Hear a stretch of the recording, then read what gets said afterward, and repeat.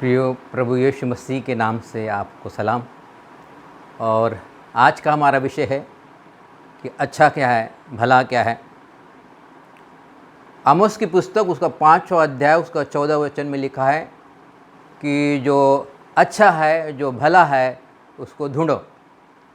तो इसलिए मैंने जो अच्छा है और भला है उसको ढूंढा, और दो बातें भली है जिसका क्लासिफिकेशन, जिसका वर्गीकरण कर सकते हैं।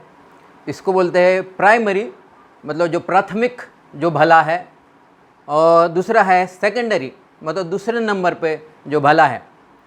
जो दूसरे नंबर पे जो भला है वो किसी को, ज़रूरतमंद को पानी पिलाना है, ज़रूरतमंद को खाना खिलाना है, ज़रूरतमंद को कपड़े देना है, ब्लैंकेट देना है, ज़रूरतमंद को आर्थिक मदद करना है, ज़रूरतमंद को मदद करना है।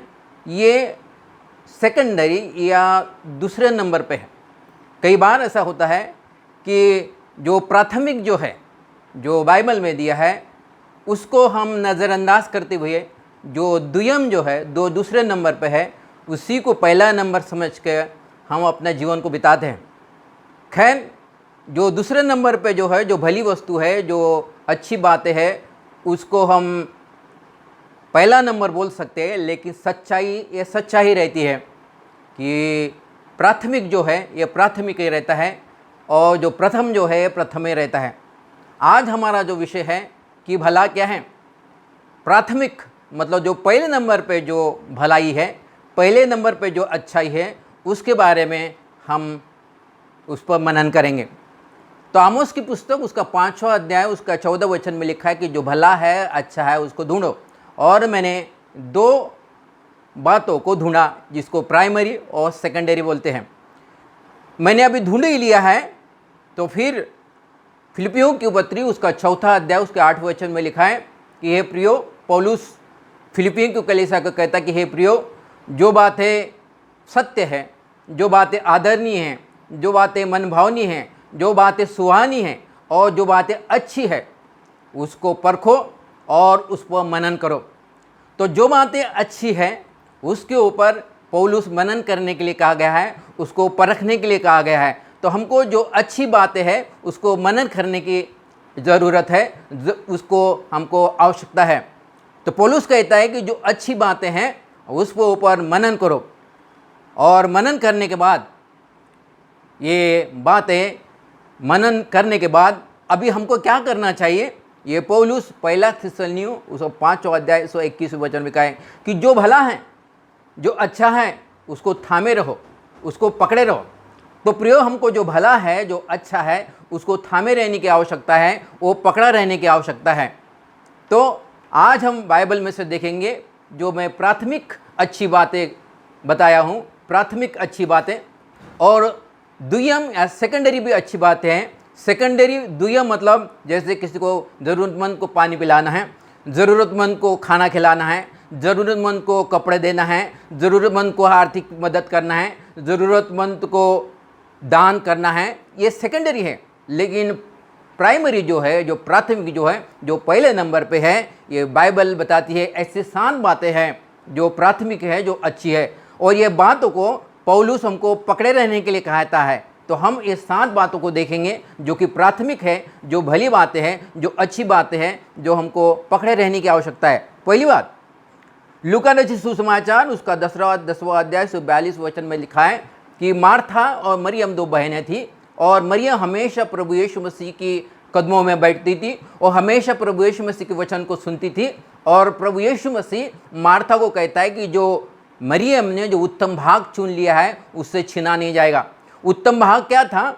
मरियम हमेशा प्रभु यीशु मसीह के वचन को सुनती थी, हमेशा कदमों में बैठते। कदमों में बैठना ये आराधना को दर्शाता है। प्रभु यीशु मसीह की आराधना करती थी। तो प्रभु यीशु मसीह यहाँ पर कह रहा है कि परमेश्वर के वचन को सुनना और उसकी आराधना करना, ये अच्छी बात है, ये भली बात है।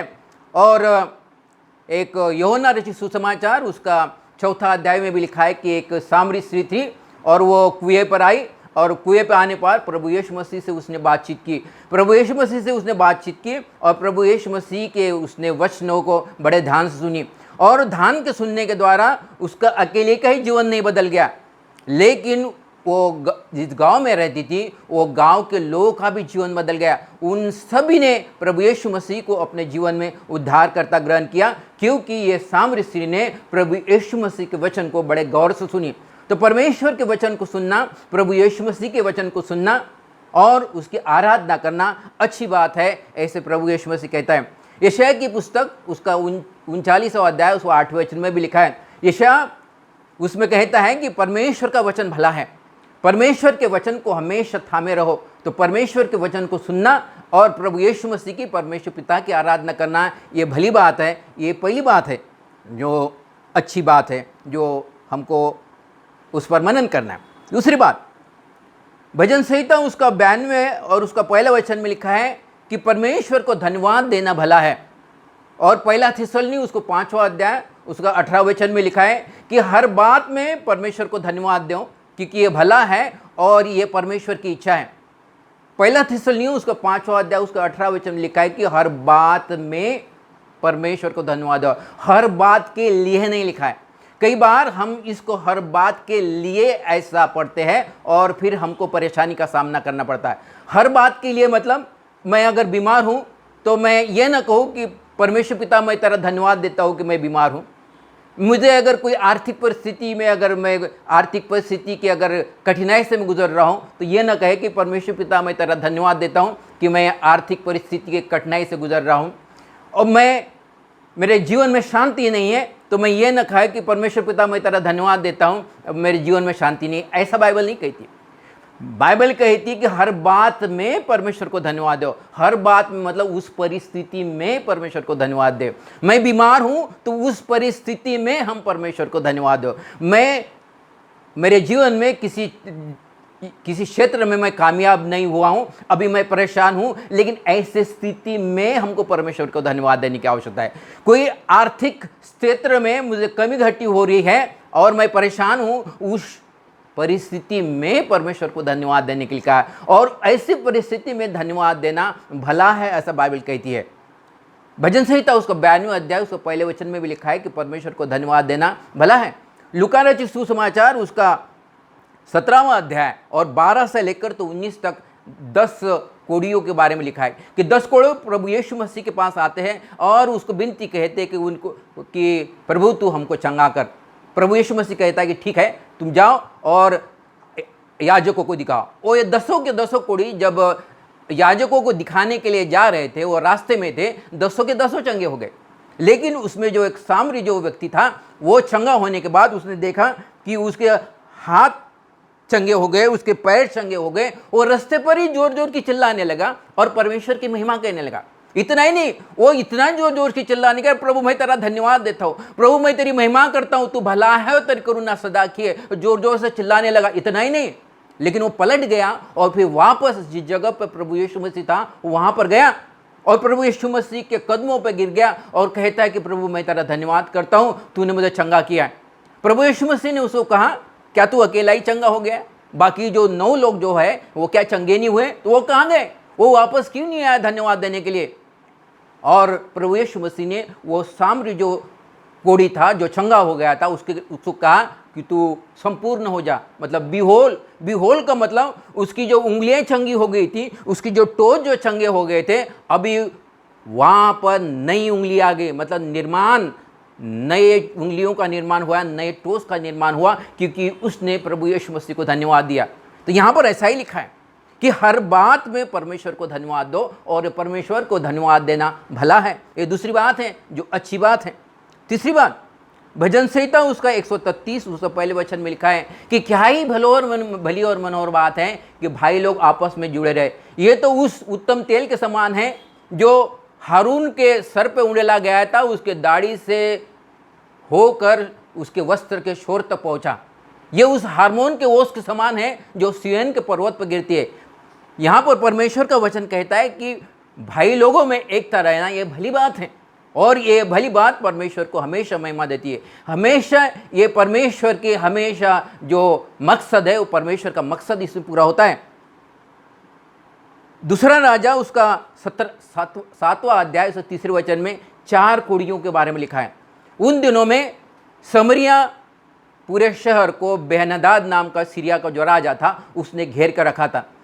घेर कर रखने की वजह से कोई भी व्यक्ति बाहर नहीं आ सकता था और शहर के भीतर अकाल जैसी स्थिति हो गई थी, लोग भूखे मर रहे थे। तब राजा ने अपने सलाहकार के साथ जब शहर का मुआयना किया तो उसने देखा कि परिस्थिति बड़ी भयानक है और तब वो एलीशा के पास जाता है। एलीशा के पास जाने के बाद वो एलीशा को राजा कहता है, इसका राजा कहता है, समरिया का राजा कहता है कि परमेश्वर ने हमको छोड़ दिया है, पता नहीं अब ये क्या होगा। तो एलीशा कहता है कि परमेश्वर ने हमको नहीं छोड़ दिया, कल सुबह 1 रुपये में 60 किलो अनाज और 1 रुपये में 120 किलो जौ मिलेगा। तो वो सामरिया राजा के साथ जो सलाहकार था वो एलीशा को कहने लगा, क्या ऐसा हो सकता है? अगर परमेश्वर आसमान के अगर झरोखे भी खोले तो ऐसा नहीं हो सकता। एलीशा ने कहा कि ऐसा होगा, तू अपनी आंखों से देखेगा लेकिन उसका तू आनंद नहीं उठा पाएगा। और बाइबल कहती है कि ये आश्चर्य कर्म के लिए 4 कोढ़ियों को परमेश्वर ने इस्तेमाल किया। ये 4 कोढ़ी शहर के बाहर बैठे थे और 4 कोढ़ी आपस में कहने लगे कि देखो, अगर हम शहर के बाहर अगर बैठे रहते तो हम यहाँ पर मर जाएंगे, भूख से मर जाएंगे। अगर हम शहर के भीतर अगर जाते हैं तो भी भूख से मर जाएंगे, क्योंकि शहर के अंदर अकाल है। चलो हम सीरिया के कैम्प में चले जाएं, अगर उन्होंने हमको अगर बचाया तो ठीक है, नहीं तो उनके हाथ से हम मारे जाएंगे। और ऐसा बोल के चारों के चारों वो सीरिया के कैम्प की तरफ जाने लगे। उन्होंने आपस में ये नहीं कहा कि नहीं नहीं नहीं हम ऐसा नहीं करते थे। एक ने नहीं कहा कि मैं यहीं बैठा रहूँगा, दूसरे ने नहीं ये नहीं कहा नहीं नहीं नहीं मैं अभी वो शहर में ही चला जाऊँगा, तीसरे ने कहा नहीं नहीं नहीं नहीं मैं तेरे साथ नहीं आ सकता, मैं कहीं दूसरे रास्ते चला जाता हूँ। लेकिन चारों ने में एकता की कि वो सीरिया के कैम्प में चले जाएंगे। और जब ऐसा लिखा है कि ट्वाइलाइट मतलब सुबह उजाला होने से पहले जब थोड़ा सा अंधेरा था उसी समय वो सीरिया के कैम्प में चले जाते हैं। परमेश्वर ने उसके पाँव को आवाज़ को इतना बढ़ा दिया है कि जैसे भारी रथ भारी घोड़ों की आवाज़ आ रही। जब ये आवाज़ इतनी बड़ी हो गई कि सीरिया की जो सेना थी उन्होंने सुना, वो कहने लगे कि ये सामरिया के जो राजा ने अपने लिए हित्ती राजाओं को और मिस्र के राजा को हायर किया है ताकि हम पर हल्ला कर सके और हमको मार सके। इसलिए उन्होंने अपने रथ घोड़े अनाज टेंट कपड़े आटा सब छोड़ छाड़ के वहाँ से भाग के चले गए। और बाइबल ऐसा कहती है कि वाकई सुबह के समय में 1 रुपये में 60 किलो आटा और 1 रुपये में 120 किलो अनाज मिला। ये आश्चर्य कब क्यों हुआ? जब चारों लेपर्स ने एकता की। प्रियो, ये एकता परमेश्वर को भाती है और इसलिए बाइबल कहती है कि क्या ये भली और मनोहर बात है कि भाई लोग आपस में ले रहे। तो भाइयों के बीच में एक ही होना बहुत जरूरी है कि 1 1,000 को मारेगा, 2 10,000 को मारेंगे और 3 1 लाख को मारेंगे और 4 10 लाख को मारेंगे। ऐसे गिनती के 7 लोग 100 करोड़ को मार सकते हैं, 100 करोड़ के शत्रु की सेनाओं को मार सकते हैं। शैतान के जो एंजल्स जो है उनको हम मार सकते हैं, उनको डिस्ट्रॉय कर सकते हैं, उनको बांध सकते हैं। तो इसलिए प्रियो, एकता भी अच्छा है ऐसा बाइबल कहती है। अभी चौथी बात, 1 तिमोथी उसका 2 अध्याय 1 से 3 में लिखा है कि पौलुस तिमोथी को लिखता है कि हम सभी के लिए प्रार्थना करें, उच्च पद वाले के लिए प्रार्थना किया करें, अपने जो अगुए हैं उनके लिए प्रार्थना करें, अपने लीडर्स के लिए, अपने मंत्रियों के लिए, अपने राजाओं के लिए प्रार्थना किया करें ताकि हम भक्ति से जीवन बिता सके। और ये ऐसा करना भला है, ऐसा 1 तिमोथी उसका 2 अध्याय 1 से 30 में लिखा है। प्रेरितों के काम उसका 12वां अध्याय उस 5वें वचन में भी ऐसा ही लिखा है कि पतरस बंदी गृह में था और दो सोल्जर्स के बीच में वो सो रहा था और दूसरे दिन पतरस को कत्ल करने वाले थे। हेरोद जो राजा था उसको कत्ल करने वाला था। लेकिन ऐसा लिखा है कि कलीसिया लौ लगाकर उसके लिए मध्यस्थी की प्रार्थना कर रही थी, उसके लिए प्रार्थना कर रही थी कि परमेश्वर पिता, हम पहले से तो याकूब को तो हम ये हो गए हैं, मिस कर दिए हैं, उसने हेरोद ने मारा, लेकिन अभी हम पतरस को मिस नहीं कर सकते और इसलिए तू अपने स्वर्गदूतों को भेज और उसको प्रभु तू मुक्त कर दे, उसको तू स्वतंत्र कर दे। जब वो मध्यस्थी की प्रार्थना पतरस के लिए कर रहे थे, ऐसा लिखा है कि वो लव लगा के उसके लिए प्रार्थना कर रहे थे। जब वो लव लगा के प्रार्थना कर रहे थे तो परमेश्वर ने एक सरदूत को भेजा पतरस की रिहाई करने के लिए। उसने पतरस को उठाया और उसको शहर के बाहर से चला गया, शहर के बाहर लेके गया।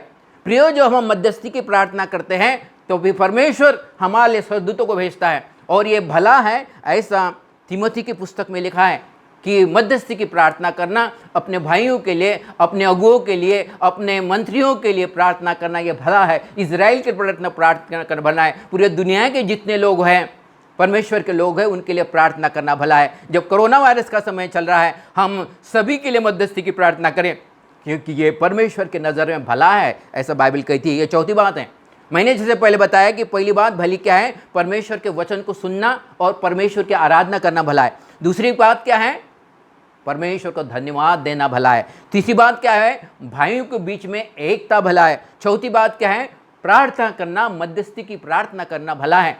अभी पांचवी बात, इफिसियों की पत्री उसका 6वां अध्याय 1 से 3 में लिखा है कि हे बालकों, अपने माता पिता का आदर करो। ऐसा करने से तू हर क्षेत्र में जिसमें हाथ डालेगा तू सफल होगा और ज़्यादा दिन तक जीवित रहेगा। ये पहली आज्ञा है जिसके साथ कुछ प्रतिज्ञाएं जुड़ी है।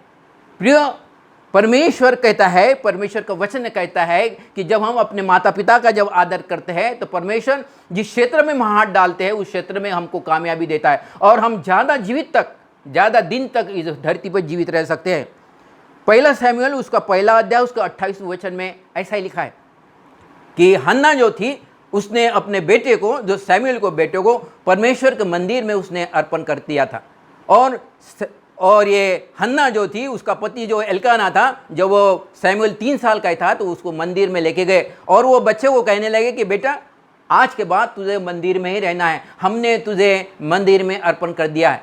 बाइबल ऐसा कहती है कि वो बच्चा 3 साल का ही था। जब माता पिता जब वापस अपने गांव जाने लगे तो वो बच्चे ने अपने माता पिता के पीछे नहीं लगा। वो ये नहीं कहने लगे नहीं मैं आपके पीछे आता हूँ, लेकिन उसने 3 साल की उम्र में ही अपने माता पिता का आदर किया, उनके निर्णय का आदर किया। और जब भी एल्काना और हन्ना, जब भी ये बालक को हर साल में जब मिलने जाते थे, वो उसके लिए वस्त्र को लेके जाते थे, उसके लिए थोड़ा सा खाना को लेके जाते थे। और बाइबल ऐसा कहती कि हर साल में जब वो शमूएल को मिलने जाते थे, वो शमूएल कभी भी अपने माता पिता के कभी पीछे नहीं लगा कि नहीं मैं यहाँ नहीं रहता, मैं आपके साथ आता हूँ, ऐसा वो पीछे नहीं लगा, क्योंकि उसने माता पिता के निर्णय का उसने आदर किया। माता पिता का आदर किया है कि उन्होंने जो कुछ किया है, मुझे जो परमेश्वर के मंदिर में जो अर्पण किया है, ये सही किया है। और बाइबल ऐसा कहती कि उसका शब्द को परमेश्वर भी नीचे नहीं गिरने देता था। वो परमेश्वर के अनुग्रह में डिलडोल में बढ़ता चला जाए, ऐसा लिखा है। उसका एक कारण है कि उसने अपने माता पिता का आदर किया। प्रभु यीशु मसीह के बारे में ऐसा लिखा है कि प्रभु यीशु मसीह मनुष्य के और परमेश्वर के अनुग्रह में डिलडोल में बढ़ता चला गया। और फिर शमूएल के बारे में लिखा है कि शमूएल बालक मनुष्य के और परमेश्वर के अनुग्रह में डिलडोल में बढ़ता चला जाए। उसका एक कारण है कि उसने अपने माता पिता का आदर किया। तो यहाँ पर इफिसियों की पत्री 6वां अध्याय 1 से 3 में ऐसा ही लिखा है कि अपने माता पिता का आदर कर, कि ऐसा करने से तेरा भला होगा, तू ज़्यादा दिन तक जीवित रहेगा। और ये पहली प्रतिज्ञा है जिसके साथ ये पहली आज्ञा है जिसके साथ प्रतिज्ञा जुड़ी हुई है। तो प्रियो, ये 5वीं बात है जो माता पिता का आदर करना भला है, ऐसा बाइबल कहती है। 6ठी बात, प्रेरितों के काम उसका 10वां अध्याय उसका 38वें वचन में लिखा है कि प्रभु यीशु मसीह जब तक ये धरती पर था, वो अच्छा भला कार्य करता हुआ पूरा, भला कार्य क्या करता हुआ पूरा, वो प्रचार करते हुआ पूरा, हमेशा परमेश्वर के राज्य के बारे में प्रचार करते रहा। वो चंगाई करता फिरा, हर एक जो बीमार थे उनको चंगाई करता फिरा, और जो दुष्टात्म से ग्रसित है उसके लिए वो छुटकारा करते हुए पूरा, उनको वो स्वतंत्र करते हुए पूरा, 3 बातें करते हुए पूरा, प्रचार करना, चंगाई करना और छुटकारा, ये तीनों करते हुए पूरा। हम जब भी प्रचार जो होता है, अभी जैसे सब लॉकडाउन का समय चल रहा है, जगह जगह पे ऑनलाइन प्रचार हो रहा है, दर्शक प्रियो अच्छा है।